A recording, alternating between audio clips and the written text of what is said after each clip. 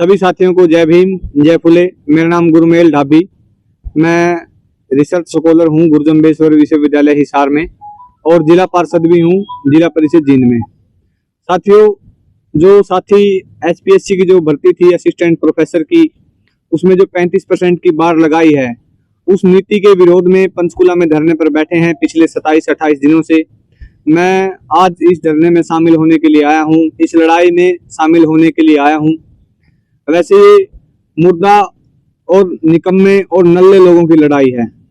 मैं ये बात इसलिए कह रहा हूँ क्योंकि जब एचपीएससी ने ये वैकेंसी निकाली थी तब इन्होंने साफ साफ लिखा हुआ था कि जो मेंस जो पेपर है उसमें जो एस्पिरेंट हैं उनको 35% नंबर लेने हैं। तब सबको ये लग रहा था कि हाँ मेरे तो आ जाएंगे, मैं तो क्लियर कर दूंगा, 35% ले लूंगा। लेकिन जब एचपीएससी ने अपना असली खेल दिखाया, अपना असली जो चेहरा था, हरियाणा के युवाओं को इस वैकेंसी से, इस भर्ती से बाहर करने का जो चेहरा दिखाया, उसके बाद साथी जागे और यहाँ पे 27-28 दिनों से लड़ाई लड़ रहे हैं। मैं हरियाणा के तमाम जो स्टूडेंट संगठन हैं, चाहे किसी भी पार्टी से संबंधित हो, उनसे भी ये अपील करता हूं कि वो इस धरना प्रदर्शन में और हरियाणा के जो इंटेलेक्चुअल जो लॉबी है, जो इंटेलेक्चुअल लोग हैं, उनकी इस लड़ाई को लड़ने के लिए साथ दें और जो आम जो विद्यार्थी हैं वो भी इस लड़ाई में अपना सहयोग दें और इन साथियों का साथ दें। क्योंकि साथियों, ये जो वैकेंसी है और ये जो धरना है, सिर्फ इस धरने का इस वैकेंसी से ताल्लुक नहीं है। ये धरना तमाम उन वैकेंसियों के लिए भी 35% की जो पॉलिसी है उसको तोड़ने की बात कर रहा है, चाहे वो एडीए की बात हो, चाहे वो पीजीटी की बात हो। तमाम जो एचपीएससी के अंडर ग्रुप ए और बी की जो वैकेंसी हैं, जो भविष्य में होनी है, उनमें 35% की जो बार है, हम लोग और ये साथी उस नीति को तुड़वाने की बात कर रहे हैं। ना कि सिर्फ जो असिस्टेंट प्रोफेसर की वैकेंसी है, सिर्फ हम उसकी 35% की बार हटवाने की बात कर रहे हैं। कई साथियों को ये वहम है, ये लोग फेल हो गए, ये इसलिए प्रोटेस्ट कर रहे हैं। साथियों, बात सिर्फ इतनी नहीं है, क्योंकि जो साथी इस लड़ाई को लड़ रहे हैं, सरकार ने और एचपीएससी ने भी उनको चिन्हित कर लिया है। और ऐसा मेरा मानना है कि क्या पता उनको भविष्य में ए और बी ग्रुप में कोई भी सरकारी नौकरी ना मिले, क्योंकि ये सरकार और एचपीएससी बदले निकालने में, बदले लेने में, रिवेंज लेने में माहिर है। साथियों, ये लड़ाई हरियाणा की उस पीढ़ी की लड़ाई है जो प्रदेश को और समाज को एक जीने की और जो तरक्की की राह दिखाता है। आप लोगों को इस लड़ाई में इन लोगों का साथ देने की जरूरत है। आप लोग अपनी इन पीढ़ियों की लड़ाई में साथ दें। साथियों, जिस तरह से हम किसानी आंदोलन में लड़े, तमाम तरह के, जब कोरोना काल था, स्कूल और कॉलेज खुलवाने के लिए लड़े, आप लोग 35% की जो बार है, इस पॉलिसी को तोड़वाने की जो ये लड़ाई है, इस लड़ाई में भी उसी तरह बढ़ चढ़ करके इन साथियों का साथ दें।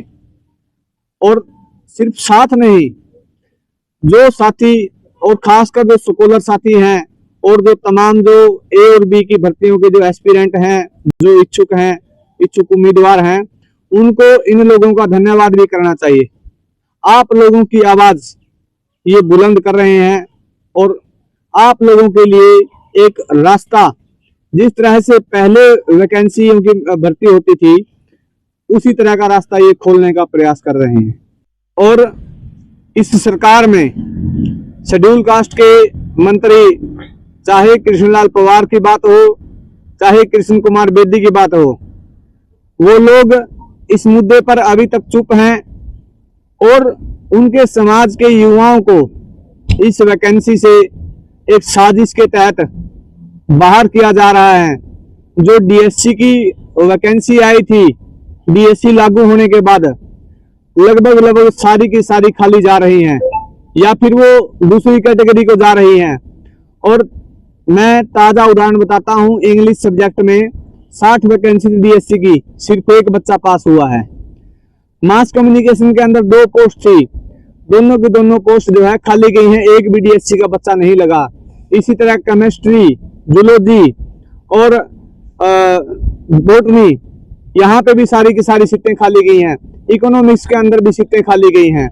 ऐसा नहीं है कि भी इन सब्जेक्ट में कैंडिडेट नहीं है, उम्मीदवार नहीं है, उम्मीदवार हैं, लेकिन जो 35% की जो पॉलिसी है, इसने हमारे युवाओं को इस वैकेंसी से बाहर करने का काम किया है। उसी तरह से ये पार्टी जो भारतीय जनता पार्टी है, ये कहती है कि हमने बैकवर्ड का सीएम दिया। सीएम तो दे दिया, लेकिन जो युवा हैं उनको रोजगार के नाम पर क्या दिया है आपने? इंग्लिश के अंदर 89 पोस्ट बीसीए की थी और 39 पोस्ट बीसीबी की थी। साथियों, सारी की सारी खाली गई हैं।